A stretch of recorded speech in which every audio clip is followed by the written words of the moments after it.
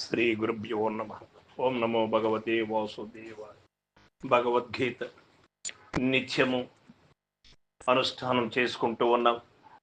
ఇందులో భాగంగా ఈవేళ మనం 14వ అధ్యాయం గుణత్రయ విభాగ యోగము నుండి 6వ శ్లోకాన్ని పరిశీలన చేసుకుందాం. తత్ర సత్వం నిర్మలత్వాత్ ప్రకాశకమనామయం సుఖ సంగేన బధ్నాతి జ్ఞాన సంగేన చానసు. భగవానులు చెబుతూ ఉన్నారు, గుణములు మూడును ప్రకృతి అనగా మాయ జన్యములగుట వలనను, సత్వగుణము కూడా అందు చేరియుండుట వలనను, అదియు మాయ యొక్క ఒకానొక భాగమే అయి ఉన్నది.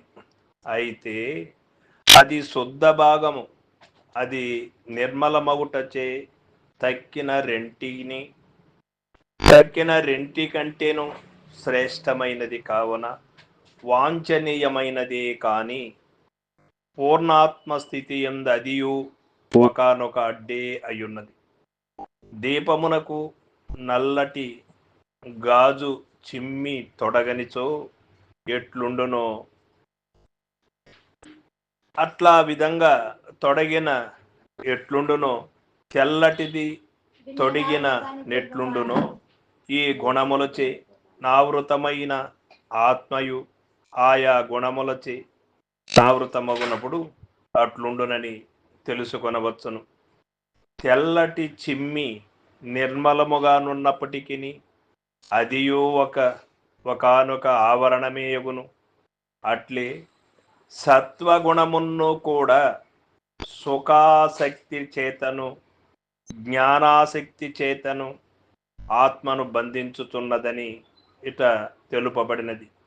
నేను సుఖవంతుడను అను దేహేంద్రియాది క్షేత్ర ధర్మమైన సుఖమును ఆత్మయందు ఆరోపించుటయను సుఖ సంశక్తి చేతను ప్రాపంచ విషయమైన లేక పాండిత్య విషయమైన వృత్తి రూపమగు అంతఃకరణ ధర్మమును ఆత్మయందు ఆరోపించుటయును అనగా వృత్తి జ్ఞాన ఆసక్తి చేతను ఆ సత్వగుణము ఆత్మను బంధించుతున్నది కావున ఆ దానిని కూడా దాటి ఆ బంధమును కూడా వదిలించుకొని కేవల ఆత్మస్థితిని బడయుమని అర్జునునకు భగవానుడు బోధించుతున్నాడు. అనగా అఘము అనగా పాపము లేనివాడు అనగుడు, పాపరాహిత్యము నిర్మల చిత్తత్వము బ్రహ్మ విద్యోపదేశమునకు అర్హత అయ్యున్నది. అట్టి అర్హతను అర్జునుడు బడసెనని ఈ అనగా అను సంబోధన చే వ్యక్తమగుచున్నది. సత్వగుణమెట్టిది అనే ప్రశ్న మొదలైనప్పుడు సత్వగుణము నిర్మలమైనది, ప్రకాశింపజేయునది, ఉపద్రవములు ఏమి కూడా లేనిది, హాని కలిగించినటువంటిదే సత్వగుణం. అయితే అది ఏ ప్రకారము జీవుని బంధించుతున్నది? ఈ యొక్క సత్వగుణము కూడా సుఖాసక్తి చేతను జ్ఞానాసక్తి చేతను బంధించుతున్నది. కావున ఫలితాంశం ఏమి అంటే జీవుడు ప్రయత్నపూర్వకముగా ఆ సత్వగుణమును కూడా దాటి కేవల ఆత్మస్థితిని బడయవలయను. అది నిజమైనటువంటి స్థితి అని ఇక్కడ మనకు తెలియబడుతూ ఉన్నది. తమో గుణము నాశకారకమైనటువంటిది. ప్రకృతికి పరప్రాణులకు తనకు తాను కూడా నాశము చేసేటువంటిది తామసిక గుణం. రాజసిక గుణం బంధములకు లోను చేసి రాగములకు లోను చేసేటువంటిది రాజసిక గుణం. కానీ సాత్విక గుణము కూడా ఒకానొక బంధకారమైనటువంటిది.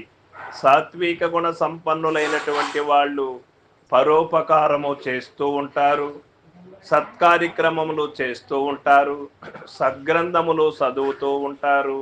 అయితే నేను అనే స్పృహలో ఉండి ఏదో ఒక ఖ్యాతిని కోరుతూ ఏదో ఒక మంచి పని చేస్తూ ఉన్నాము అనే ఒక భావన కలిగి ఉంటారు. అది కూడా బంధమే అని ఇక్కడ తెలియబడుతూ ఉన్నది. కాబట్టి ఈ యొక్క 3 గుణములు కూడా గుణత్రయ విభాగ యోగములో ఏ గుణముకు ఏ ప్రభావం ఉన్నది, ఏ గుణము ఏ దేని వల్ల వస్తుంది, ఏ ఆహారము వల్ల వస్తుంది అనేది అన్నీ కూడా ఈ అధ్యాయం అందు తెలియబడుతూ ఉంది. సర్వం సద్గురు పాదార్పణమస్తు. జై గురుదేవ.